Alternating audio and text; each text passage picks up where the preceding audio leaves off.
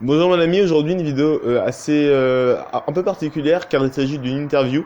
Je t'en dis pas plus, je t'encourage juste à aller la voir pour savoir de qui il s'agit et pourquoi est-ce que j'ai voulu interviewer cette personne. Je précise juste, elle a été tournée le 30 décembre 2017. Donc à un moment je pose une question par rapport à 2018, c'est parce qu'on n'était pas encore en 2018 quand on a tourné cette interview. On se retrouve à la fin de la vidéo, à tout de suite. Bonjour, Mouline, comment vas-tu? Salut Pierrick, ça va très bien et toi? Ça va très bien. Est-ce que tu veux commencer par présenter ta chaîne un peu, parler de toi, parler de ce que tu fais? Alors oui, avec grand plaisir. Donc en fait ma chaîne s'appelle Destination Soi-même. Je l'ai commencé il y a à peu près 5 mois durant l'été. Et mon but à travers cette chaîne en fait c'est d'inspirer les autres à apprendre premièrement à mieux se connaître. En fait apprendre à se reconnecter à nos propres envies, à nos propres valeurs et à nos propres passions afin d'en faire une réalité, afin de les manifester dans notre vie. Et Destination Soi-même, c'est aussi oser écouter notre voix intérieure, oser écouter ce qu'on a envie de faire, oser écouter nos impulsions et y aller et foncer. Et pas juste se laisser influencer par le regard des autres, par la société, par le conditionnement. Donc c'est également une sorte de désintoxication pour se reconnecter à soi-même. Donc je parle beaucoup de but de vie, etc., de confiance en soi, d'estime de soi et de discipline surtout. Ça c'est un de mes sujets favoris. D'accord. Je me demandais, tu viens d'où en fait? Parce que j'ai entendu dans une vidéo, tu as dit 95, donc j'en ai déduit que tu n'étais pas de France. Du coup, tu viens d'où? En fait, je suis de Genève, en Suisse. Je suis pas de France. Donc, ouais, je suis pas très loin de la France, mais ça, j'avais dit non. Ah non, je sais plus, j'ai dit 95, mais je pense que. Ouais, pour dire 95, t'as dit 95, du coup, je me suis dit, Ah oui, je vois ce que tu veux dire. Oui, oui. Oui, oui, ça c'est sûr. Ça c'est à la Suisse, on dit 95. Exactement. Donc oui, oui, je suis suisse. ok, très bien. Et là, c'est bientôt 2018, donc je me demandais, est-ce que tu as des objectifs pour l'année 2018 et sinon, de manière plus globale, quels sont tes objectifs à long terme en fait, si tu en as? Ouais. Ouais. Alors pour l'année 2018, pour commencer, mon objectif principal, ce serait de pouvoir vivre de mon activité de coaching. Parce qu'en fait, je suis en pleine formation de coach de vie et c'est quelque chose qui commence à me passionner de plus en plus.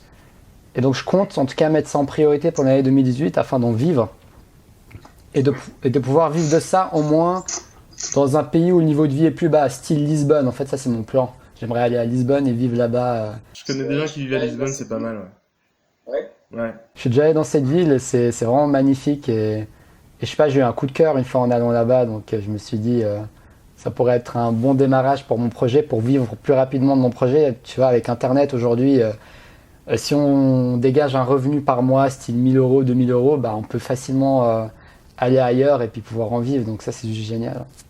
Et surtout à Lisbonne en plus, parce que c'est un peu moins cher là-haut en plus, donc c'est pas mal, ouais.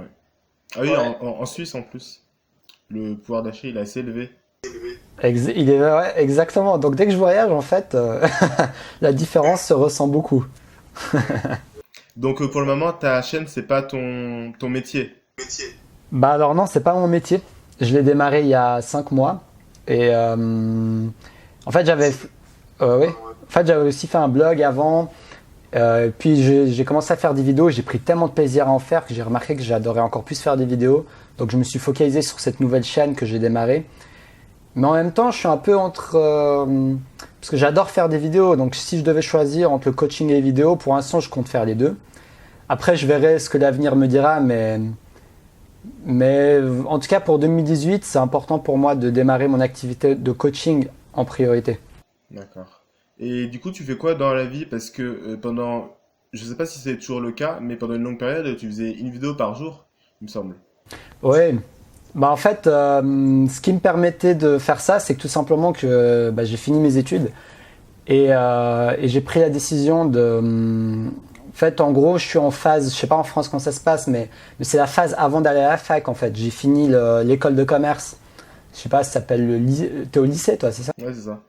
On appelle ça le lycée. C'est comme si moi j'ai fini un lycée commercial, donc une école c'est spécialisé. Et puis je peux travailler avec ce diplôme, mais c'est pas du tout un travail qui m'intéresse quoi.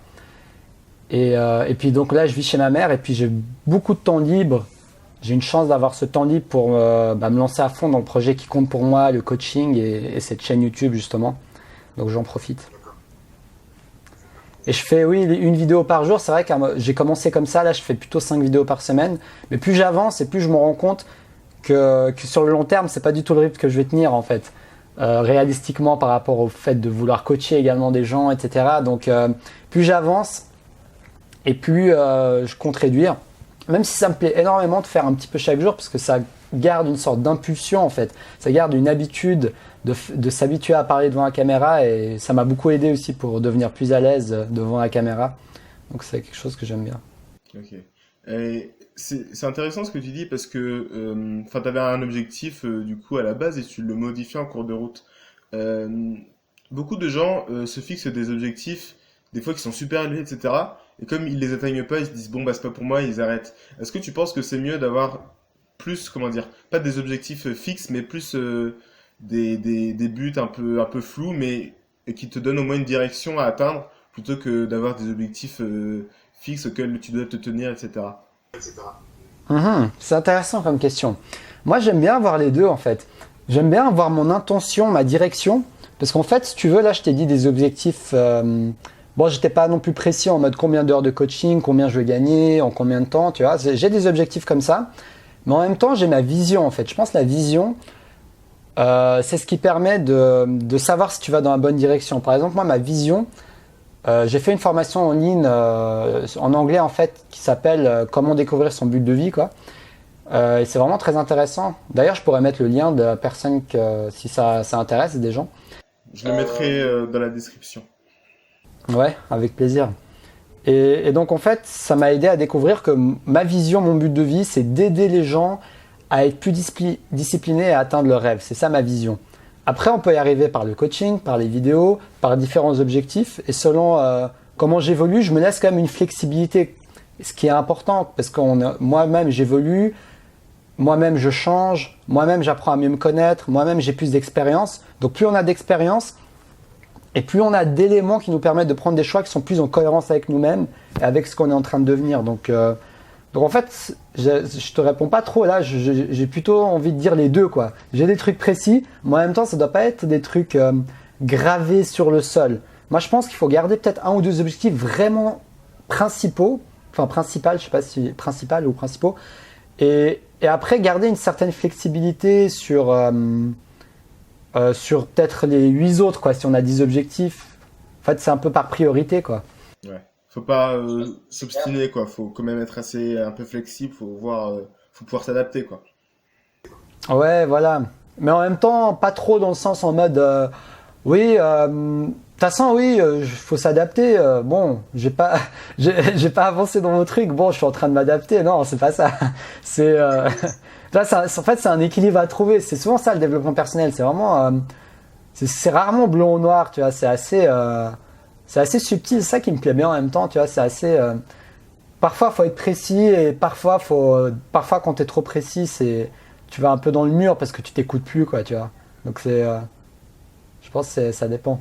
Ok. Et comment est-ce que tu fais pour trouver la motivation de faire toutes ces vidéos, de passer à l'action comme ça tout le temps? Ouais. Bah écoute, moi je dirais ce qui me motive. La première chose qui me vient en tête comme ça, c'est en fait c'est l'effet, comment on appelle ça, l'effet de flow en fait que ça me crée. L'effet de quoi? L'effet de flow. En fait pour moi, en anglais on appelle ça le momentum. En fait plus j'en fais et plus je suis fier de moi et plus j'ai envie d'en faire. En fait c'est un peu ça, ça crée un cercle vertueux en fait. Quand j'enchaîne les journées où je fais les choses importantes pour moi, après à la fin de la journée, comme je te l'avais dit dans l'autre interview, je ressens un sentiment de satisfaction tellement énorme que le lendemain ça me redonne envie de le faire et ça crée un cercle vertueux en fait. Et après on prend l'habitude de le faire. Je pense que c'est aussi une question d'habitude, parce que plus je fais quelque chose chaque jour, même si je fais qu'un peu, tu vois, des fois mes vidéos, bah voilà, ça prend 10 minutes, 15 minutes, je prends l'habitude de le faire et parfois j'en ai pas envie.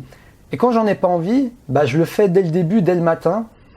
Et dès que je commence à le faire, bah, je me sens qu'en fait que j'adore faire ça. Au final, au début, je me dis ah c'est un peu chiant, je vais faire une vidéo, je je sais pas trop ce que je vais dire, je sais pas si je vais dire des trucs intéressants aujourd'hui. Et après, je me dis, bon, allez, tu prends le sujet de la vidéo, parce que j'ai des idées, tu vois.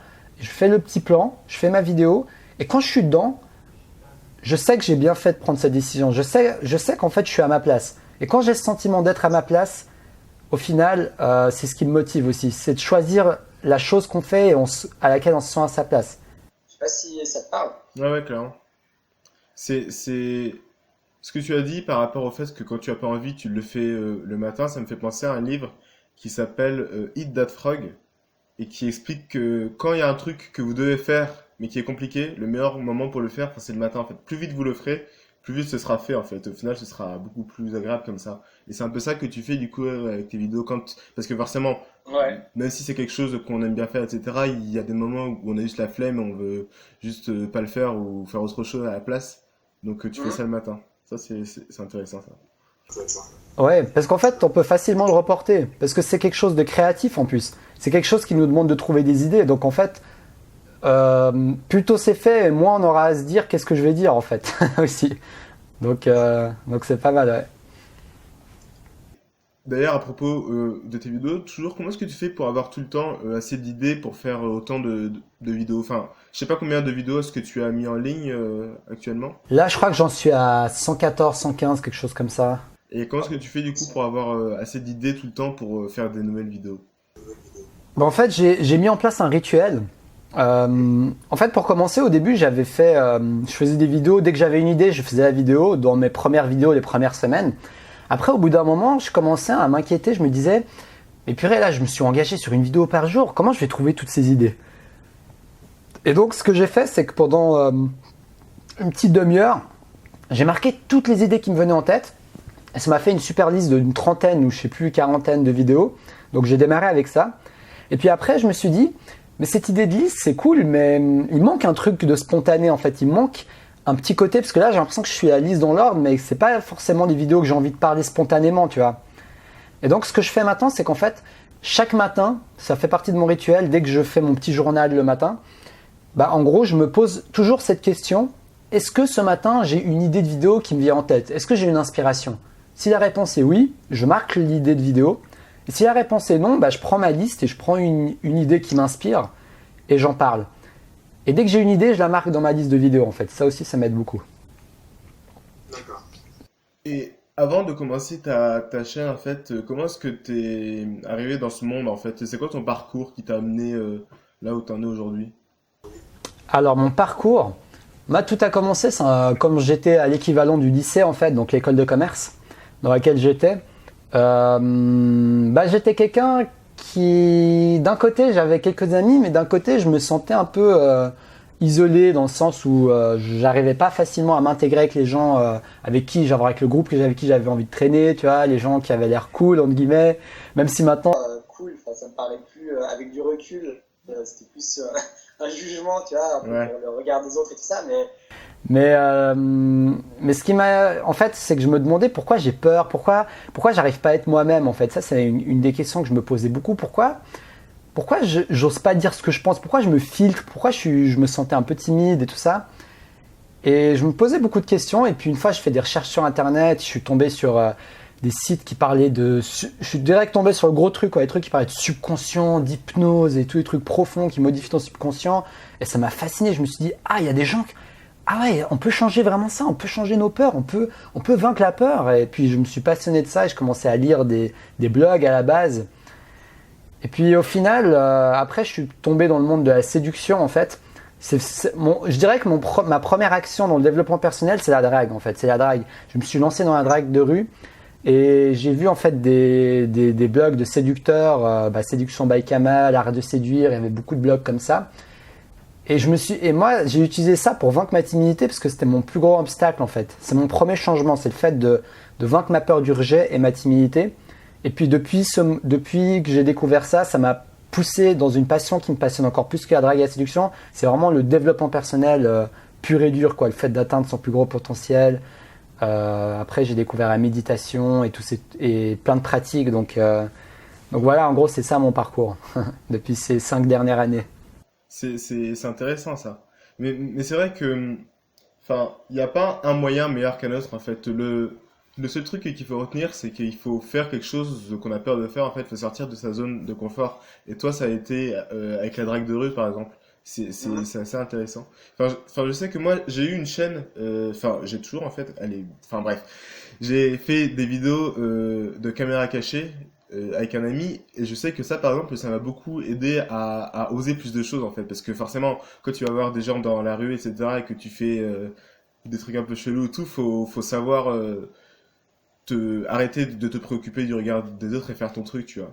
Donc c'est assez intéressant de voir qu'en fait, ça peut passer par plein de trucs différents, en fait. Que l'important, c'est juste faire quelque chose qui est totalement hors de notre zone de confort, faire quelque chose dont on a peur, faire quelque chose qui nous met vraiment mal à l'aise. Et plus on le fait, plus on est capable de faire des choses qui nous mettent de plus, enfin, qu'on n'aurait jamais pu faire avant, en fait. Et du coup, ta zone de confort, elle s'élargit. Et par exemple, est-ce que tu penses que sans avoir fait de la drague de rue, etc., tu aurais été capable de montrer ta tête comme ça sur Internet en donnant des conseils aux gens, par exemple? C'est intéressant comme question. C'est vrai que c'est une très bonne question. Je suis pas sûr. Parce que je t'avoue que ça m'a forgé quand même. Le fait de prendre des rejets dans la rue, le fait d'avoir des noms, d'avoir même des super rejets, genre vraiment, elle te dit dégage. Et tout ça, bah, ça forge vraiment l'esprit, quoi.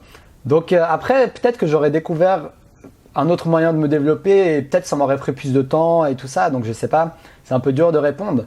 Mais en tout cas, ce que je suis sûr, c'est que ça m'a beaucoup apporté. Même si maintenant je le pratique plus parce que c'est plus ma priorité, mais en tout cas j'en ai fait pendant plusieurs années. Et c'est vraiment formidable cette multitude de moyens de se développer en fait. En fait, de nos jours, si on veut vraiment s'améliorer, si on veut vraiment se dépasser, il y a tellement de moyens qui existent, il y a tellement de possibilités, on peut tellement tester des choses qui nous correspondent, qui nous attirent plus, qui nous plaisent, que il n'y a presque pas d'excuses pour s'améliorer, à part nos propres résistances bien sûr.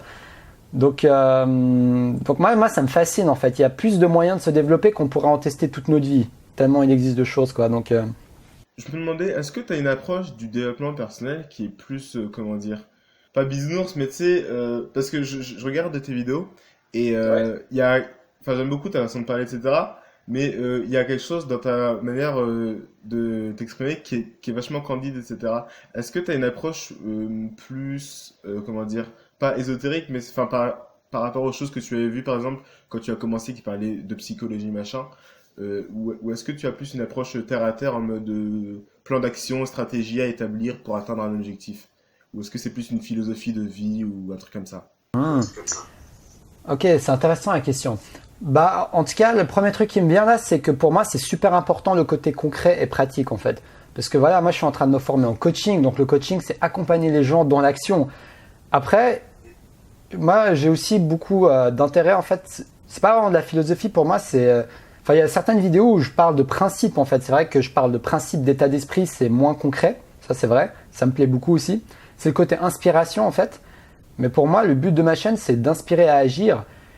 Et il y a aussi des vidéos, il y a un côté aussi, je pense, qui est moins... que c'est vrai que je parle beaucoup dans mes vidéos, le côté acceptation de soi, le côté amour de soi, le côté estime de soi, qui est pas forcément dans l'action, dans le sens, je sais pas, va draguer d'ici, dans le sens, va faire 1 heure de vidéo par jour ou je sais pas quoi, mais qui est plus interne, qui rejoint le côté connaissance de soi, qui rejoint le côté lâcher prise en fait. Donc moi en fait dans ma chaîne, je me vois bien aller dans ces deux axes de discipline, action, en même temps lâcher prise, respiration, parce que moi je pratique le yoga, que j'adore, la méditation et toutes ces choses qui sont vraiment, qui pour moi qui sont très complémentaires au fait d'agir et de passer à l'action.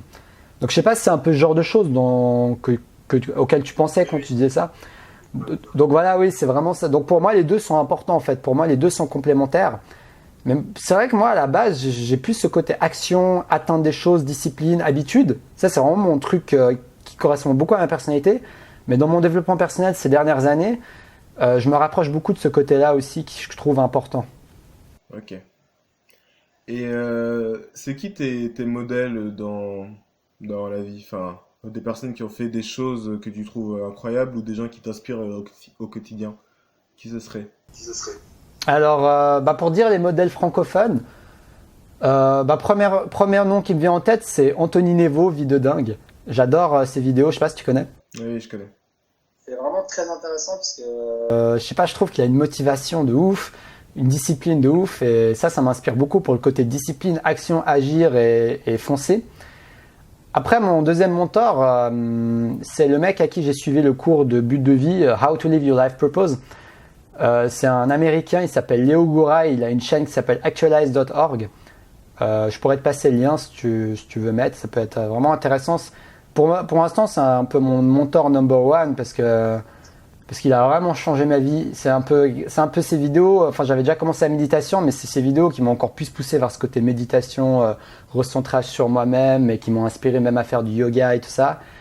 Et ouais, c'est vraiment dingue quoi. Pour moi, c'est un mentor. Il a une manière de motiver pour agir et pour se développer sans limite. Tu vois, c'est pas juste atteindre ton objectif, mais c'est vraiment te développer à un niveau genre en fait à un niveau que très peu de gens, même dans les coachings, même dans les coachs, même dans le développement personnel qu'on peut voir dans la francophonie, que très peu de gens ont l'ambition d'aller aussi loin en fait.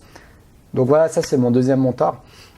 Et puis sinon, un autre mentor que je pourrais avoir qui m'inspire, je dirais.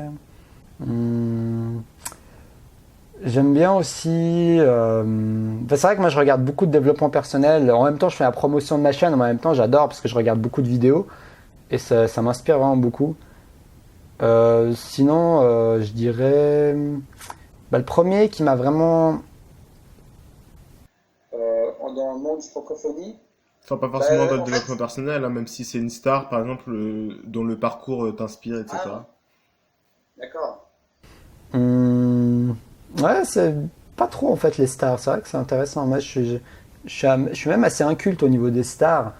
Enfin, je connais quelques-uns, style Johnny Hallyday et tout ça, mais sinon, ouais, pas trop. Moi, j'ai vraiment été plongé dans le développement personnel et sinon, ouais, je dirais que moi, je remercie quand même Kamel. En fait, il a un blog qui s'appelle Séduction by Kamel parce que je me souviens que j'avais lu un de ses articles. Et c'est cet article qui m'a poussé à aller dans la rue et aborder. En fait, j'avais lu, il m'avait tellement motivé. Il l'avait écrit d'une certaine manière. C'était un article du style « Arrêtez vos conneries, maintenant c'est le moment de passer à l'action », genre un titre comme ça. Et après l'avoir lu, il listait 10 trucs à faire pour vraiment se bouger. Et il y avait genre aller aborder 50 filles, lire des livres, faire ci, faire ça. C'était vraiment des trucs concrets et pratiques, quoi. Et après avoir lu cet article, il m'a vraiment motivé, quoi. Donc bon là je regarde plus trop son blog, mais rien que pour ça, j'en suis reconnaissant, donc c'est vraiment cool. Très bien. Bah ma foi, merci beaucoup d'avoir répondu à mes questions. Avec plaisir. Et si tu veux redire le nom de ta chaîne peut-être pour les gens. Oui, donc ma chaîne s'appelle Destination Soi-même. Donc destination, 2 petits points, soi-même. Je pense qu'il mettra le lien. Yes, exactement. Il y aura le lien dans la description vers sa chaîne et vers les chaînes des gens dont il a parlé. Voilà, exactement. Ok, bah ma foi c'était très aimable de ta part. Avec plaisir, Et, grand plaisir yes. d'avoir échangé. Je te dis à la prochaine du coup. Alors à la prochaine et puis passez à l'action pour vos rêves. Yes.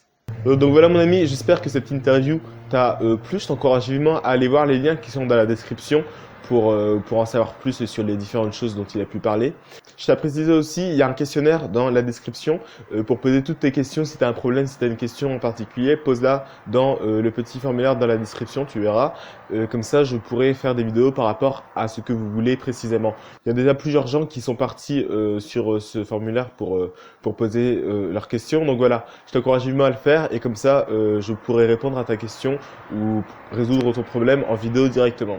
D'ici là, je te dis à la prochaine. C'était Pierre Kiawedeu et Tahamouline. Et évidemment, applique ce que tu apprends. Salut!